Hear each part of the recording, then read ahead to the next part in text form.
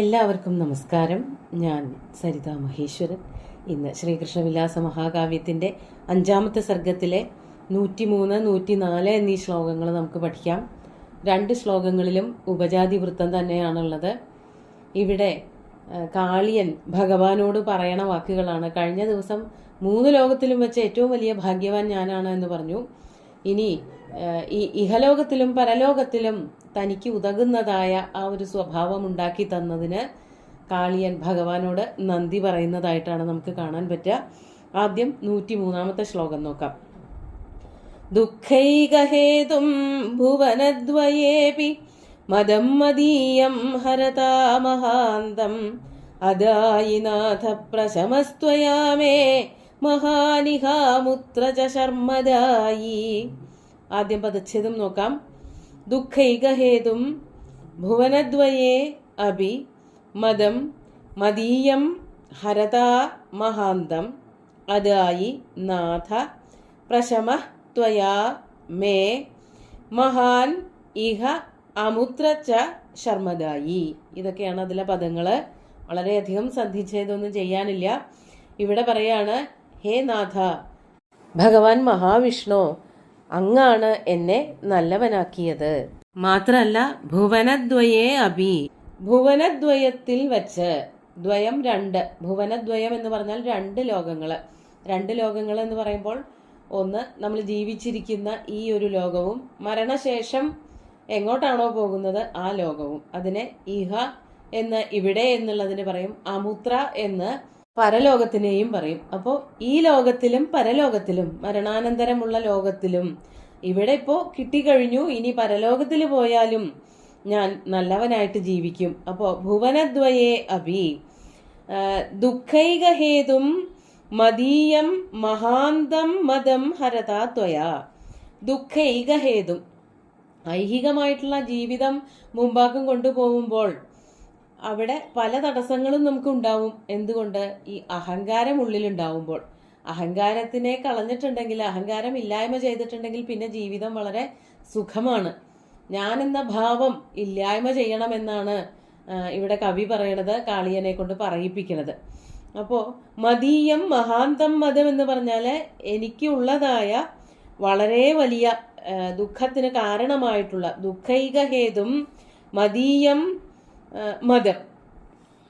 ഈ ലോകത്തിൽ മാത്രമല്ല അത് ദുഃഖമുണ്ടാക്കുള്ളൂ, മരണാനന്തരവും ഈ ഒരു സ്വഭാവം നമ്മുടെ ഉള്ളിലുണ്ട് എങ്കിൽ അത് മരിച്ചുപോയാലും ദുഃഖത്തിന് കാരണമാവും. അപ്പോൾ ആ ഇഹലോകത്തിലും പരലോകത്തിലും സുഖം നൽകാൻ കാരണമായത് അങ്ങാണ്. ഈ മഹത്തായിട്ടുള്ള ശക്തിയുള്ളതായ വലിപ്പമുള്ളതായ എൻ്റെ ഉള്ളിലിങ്ങനെ തിങ്ങി നിറഞ്ഞു നിൽക്കുന്നതായ അഹങ്കാരത്തിനെ മദീയം മതം ഹരതാ ത്വയാ, അത് ഇല്ലായ്മ ചെയ്ത അങ്ങയാൽ. അങ്ങ് എന്താണ് ചെയ്തത്? അങ്ങനെ ഇല്ലായ്മ ചെയ്തത് കൊണ്ട് മറ്റെന്തൊക്കെ പ്രയോജനമാണ് എനിക്കുണ്ടായത് എന്നാണെങ്കിൽ, ഇഹ അമുത്രച മഹാൻ ശർമ്മദായി പ്രശമ അദായി. ഇഹ അമുത്ര ച, ഇവിടെയും പരലോകത്തും. അതന്നെയാണ് ആദ്യം പറഞ്ഞത്. ഭുവനദ്വയങ്ങൾ എന്ന് പറഞ്ഞാൽ അതന്നെയാണ് ഉദ്ദേശിക്കുന്നത്. ഈ ഇഹലോകത്തിലും പരലോകത്തിലും. അതാണ് ഇഹ അമുത്രച ശർമ്മദായി, മഹാൻ ശർമ്മദായി, വളരെ വലിയ ശർമ്മ. ശർമ്മ എന്ന് പറഞ്ഞാൽ സുഖം, സന്തോഷം, ആനന്ദം, അതിനെയൊക്കെ നൽകുന്നതായ ശർമ്മദായി, സുഖത്തിനെയും സന്തോഷത്തിനെയൊക്കെ, സുഖവും സന്തോഷവും നൽകുന്നതായിട്ടുള്ള ആ ഭാവം, പ്രശമഭാവം, ശമഭാവം, അതായത് ഒരു സന്യാസത്തിന്റെ ഭാവം. പ്രശമ മേ അദായി, എനിക്കായിക്കൊണ്ട് അങ്ങ് നൽകിയല്ലോ, എനിക്കങ്ങ് നൽകിയല്ലോ എന്നർത്ഥം. ചതുർത്ഥി വിഭക്തിയാണ്.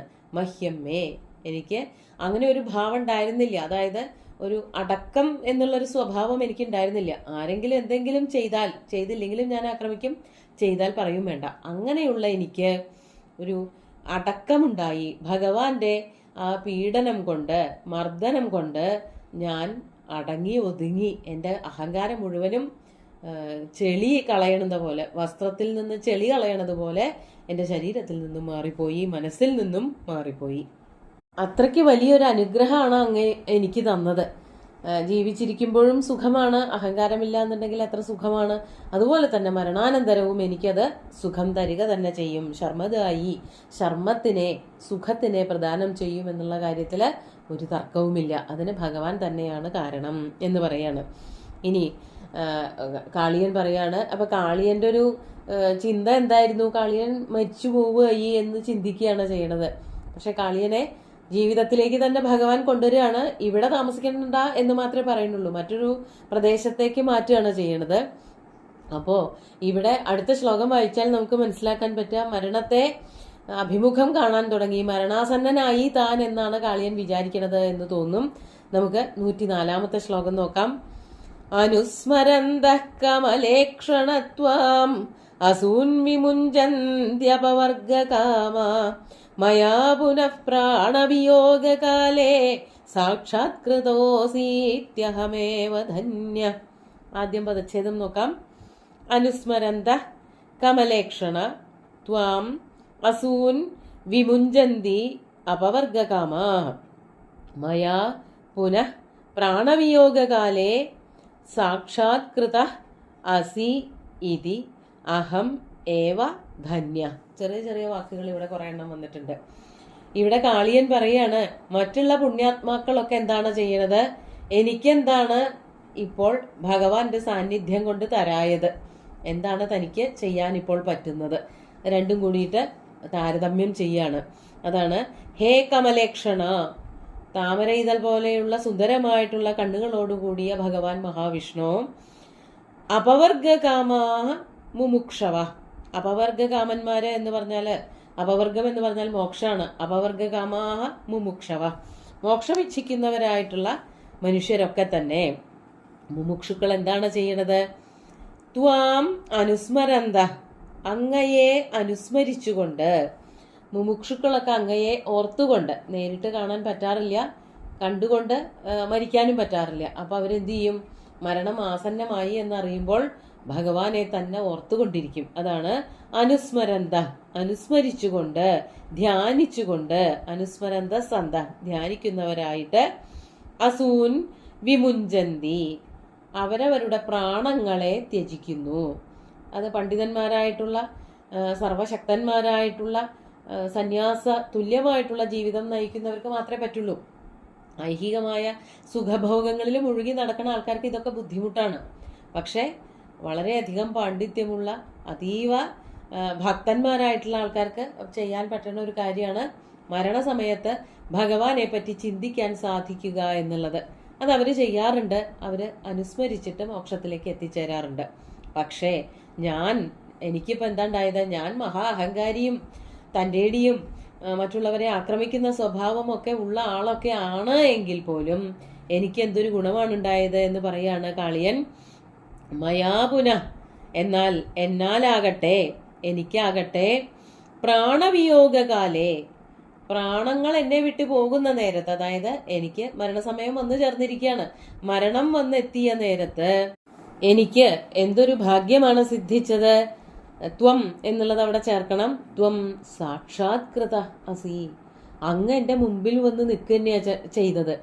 മറ്റുള്ള ആൾക്കാർക്കൊക്കെ സ്മരിക്കാനേ പറ്റിയിരുന്നുള്ളൂ, പ്രത്യക്ഷമായിട്ട് കാണാൻ പറ്റിയിരുന്നില്ല. എനിക്കാകട്ടെ ഭഗവാനെ പ്രത്യക്ഷമായിട്ട് കണ്ടുകൊണ്ട്, കണ്ണിന്റെ മുമ്പിൽ കണ്ടുകൊണ്ട് മരിക്കാൻ പറ്റുന്നു. എൻ്റെ പ്രാണങ്ങൾ ഇപ്പോൾ ദാ എന്നെ വിട്ടു പോവാൻ തയ്യാറായി നിൽക്കുകയാണ്. അപ്പോൾ മരണാസന്നനായിട്ടുള്ള എനിക്ക് ഭഗവാനെ കാണാൻ പറ്റുക എന്നുള്ളത് കൊണ്ട് ഞാൻ ആരാണ്?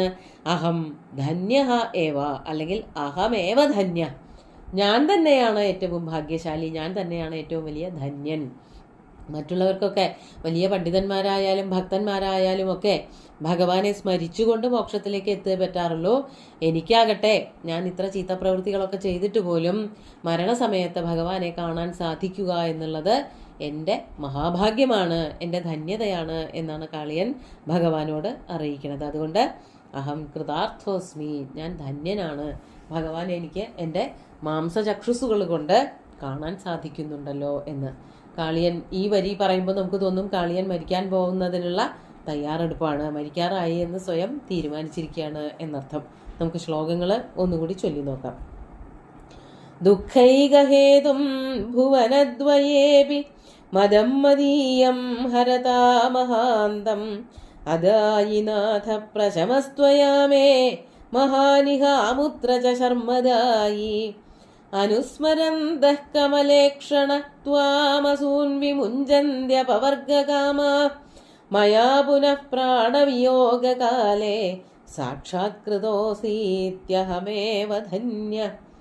തൻ്റെ ആ ധന്യത വെളിപ്പെടുത്തിക്കൊണ്ട് മരണത്തിലേക്ക് പോവാൻ പുറപ്പെടുകയാണ് കാളിയൻ ചെയ്യണത്. ഇനി അടുത്തതായിട്ട് എന്താണ് സംഭവിക്കുന്നത് എന്നുള്ളതൊക്കെ അടുത്ത ശ്ലോകങ്ങളിൽ കാണാം. ഭഗവാൻ എന്താണ് അതിൽ പറയണത്, കാളിയനോട് എന്താണ് മറുപടി പറയണത് എന്നുള്ളതൊക്കെ പറയുന്നുണ്ട്. സുന്ദരമായിട്ടുള്ള 2 ശ്ലോകങ്ങളും ഭഗവാന്റെ കാൽക്കൽ അർപ്പിച്ചുകൊണ്ട് ഗുരുവായൂരപ്പനെ സാഷ്ടാംഗം നമസ്കരിച്ചുകൊണ്ട് എല്ലാവർക്കും ശുഭദിനം നേർന്നു നിർത്തട്ടെ. നന്ദി.